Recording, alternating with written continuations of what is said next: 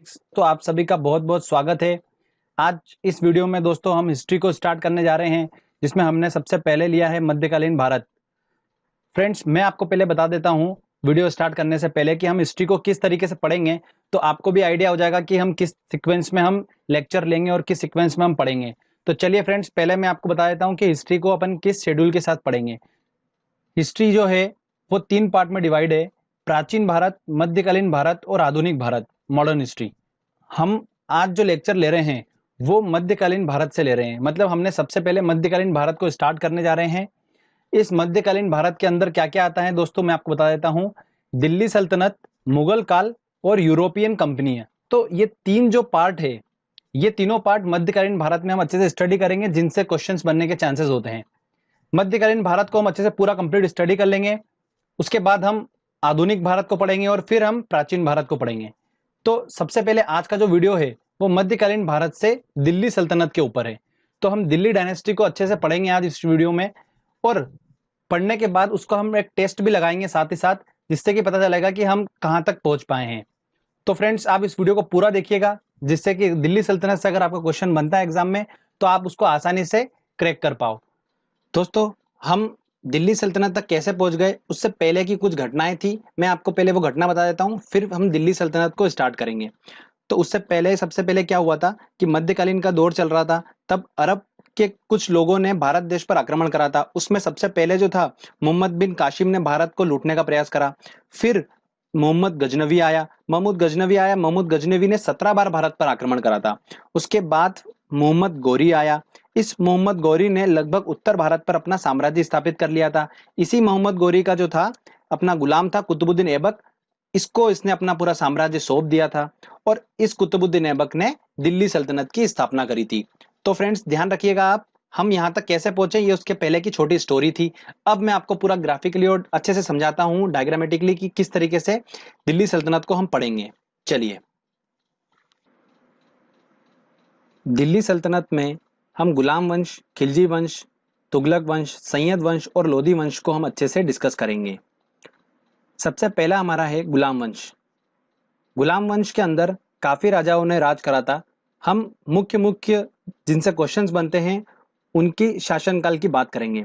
तो सबसे पहले ध्यान रखिएगा, गुलाम वंश के संस्थापक कौन थे? कुतुबुद्दीन ऐबक थे। कुतुबुद्दीन ऐबक ने अपनी राजधानी लाहौर को बनाया हुआ था, और इन्हें दानवीरता के कारण लाख बख्श कहा जाता था। कुतुब मीनार की नींव कुतुबुद्दीन ऐबक ने रखी थी। कुतुबुद्दीन ऐबक ने ही 2.5 दिन के झोपड़े का निर्माण कार्य कराया था। कुतुबुद्दीन ऐबक ने मध्यकाल में सबसे पहले राजस्व प्रथा को चालू करा था। तो ध्यान रखिएगा दोस्तों। इसके बाद इल्तुतमिश आए थे। इल्तुतमिश ने तुर्क चलगाही और इक्ता प्रणाली चालू करी थी। इक्ता प्रणाली जो है भूमि दान से रिलेटेड है। कुतुब मीनार का निर्माण कार्य पूरा किसने कराया था? इल्तुतमिश ने कराया था। तो ये जनरली क्वेश्चन बनता है, तो आप कंफ्यूज मत होइएगा। इल्तुतमिश के बाद में इन्हीं की बेटी रजिया सुल्तान को शासन दिया गया। रजिया सुल्तान पहली मुस्लिम शासिका थी। तो आप ये क्वेश्चन पूछा था एग्जाम में, तो ध्यान रखिए। रजिया सुल्तान ने अपने शासनकाल में केरा प्रणाली को अपनाया था, मीन्स पर्दा न करना। ये खुले मुंह घूमती थी अपने प्रजा में, तो इस वजह से केरा प्रणाली को इसने अपनाया था। इसका व्यापक पैमाने पर लोगों ने विरोध करा था। रजिया सुल्तान के बाद आया था बलबन।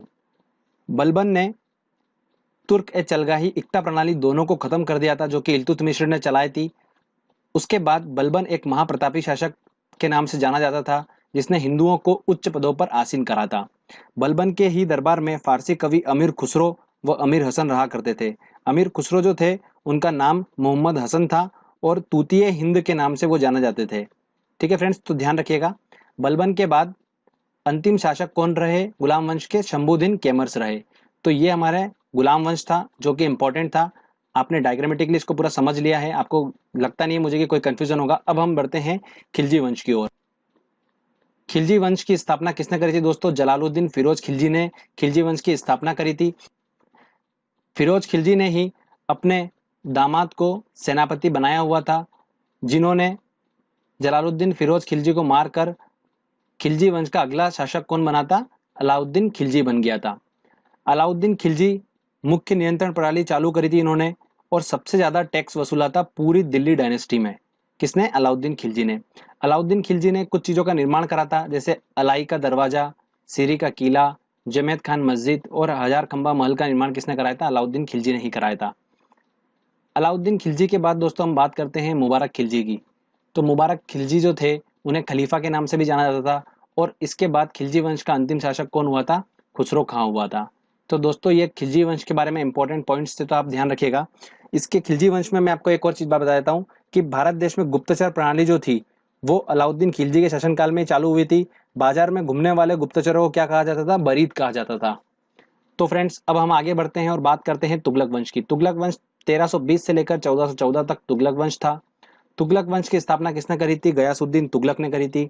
सेनापति का नाम इनका क्या था? जूना खां था। ये जूना खां ही जो था मोहम्मद बिन तुगलक के नाम से आगे जाना गया। गयासुद्दीन तुगलक के शासनकाल में 29 बार मंगलों ने आक्रमण करा और 29ही बार वो विफल रहे। गयासुद्दीन तुगलक की मृत्यु कैसे हो गई थी? जूना खां ने एक लकड़ी का महल बनाया था। जब वो बंगाल की तरफ आ रहे थे तब वहां पर उनकी लकड़ी के महल में दबकर मृत्यु हो गई थी, और बाद में जूना खां जो कि मोहम्मद बिन तुगलक के नाम से जाना जाता है वो अगला शासक बन गया। मोहम्मद बिन तुगलक जो था उसके शासनकाल में अफ्रीकी यात्री इब्न बतूता आया था। अफ्रीकी यात्री कहाँ से आया था? ये मोरक्को से आया था। इस इब्न बतूता ने रेला नाम की एक पुस्तक लिखी थी जिसके अंदर मोहम्मद बिन तुगलक के शासनकाल का वर्णन किया गया था। मोहम्मद बिन तुगलक ने अमीर एक कोही की स्थापना करी थी जो कि कृषि से रिलेटेड है। मोहम्मद बिन तुगलक ने चमड़े के सिक्के चलवाए थे, जिसे इसलिए हिस्ट्री में पागल राजा की उपाधि भी इसे दी गई थी। मोहम्मद बिन तुगलक के बाद फिरोज तुगलक आए। फिरोज तुगलक ने ओनली सिंचाई कर वसूला था। सारे कर को, टैक्सेस को बंद कर दिया था, ओनली सिंचाई कर वसूला था। दीवाने खेरात और दीवाने बगदाद की स्थापना किसने करी थी? फिरोज तुगलक ने करी थी।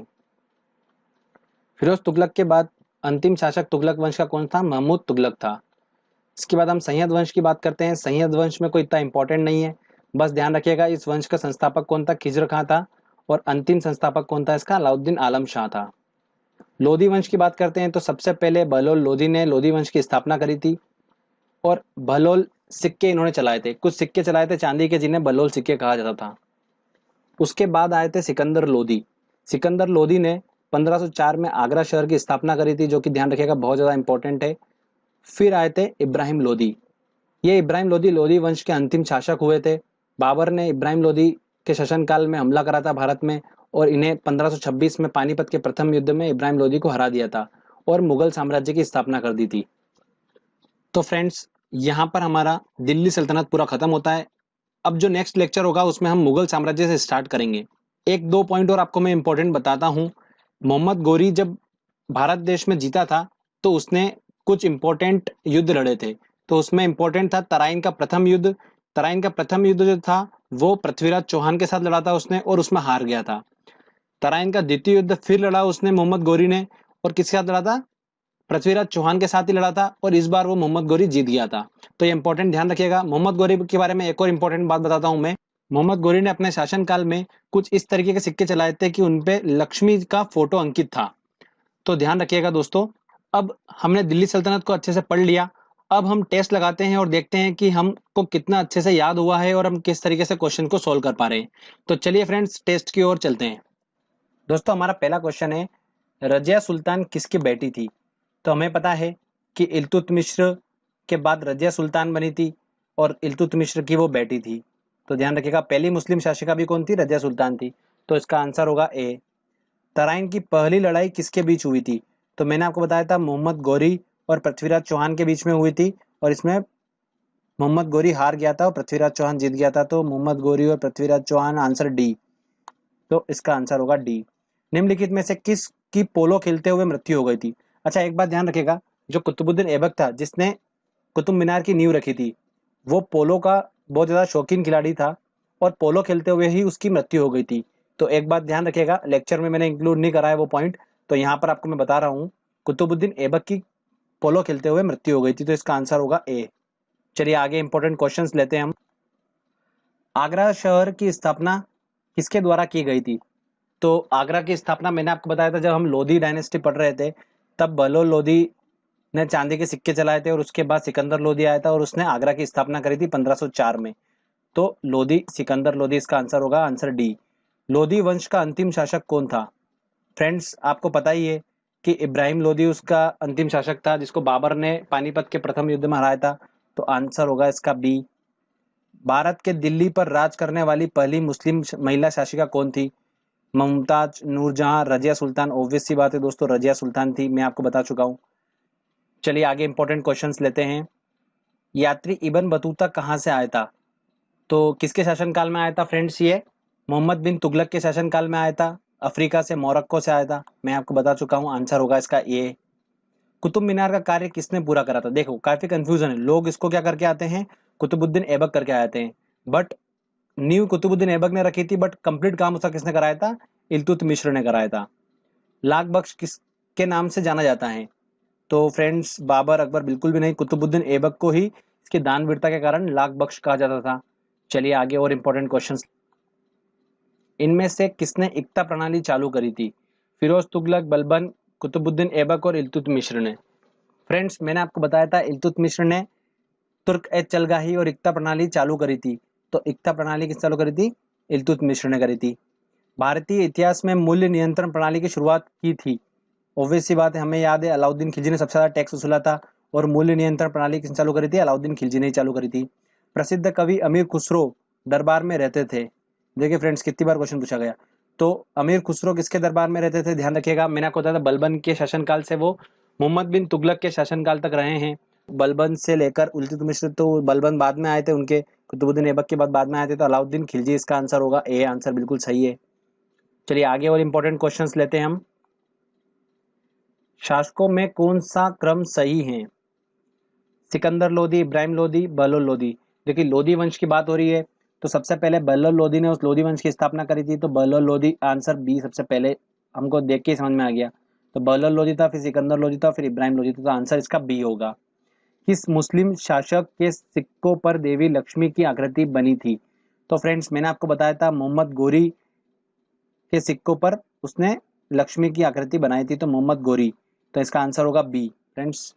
तो देखिए दोस्तों, आसानी से हमने एक छोटे से टाइम में फटाफट हमने लेक्चर देखा और किस तरीके से हमने क्वेश्चंस को सॉल्व कर लिए।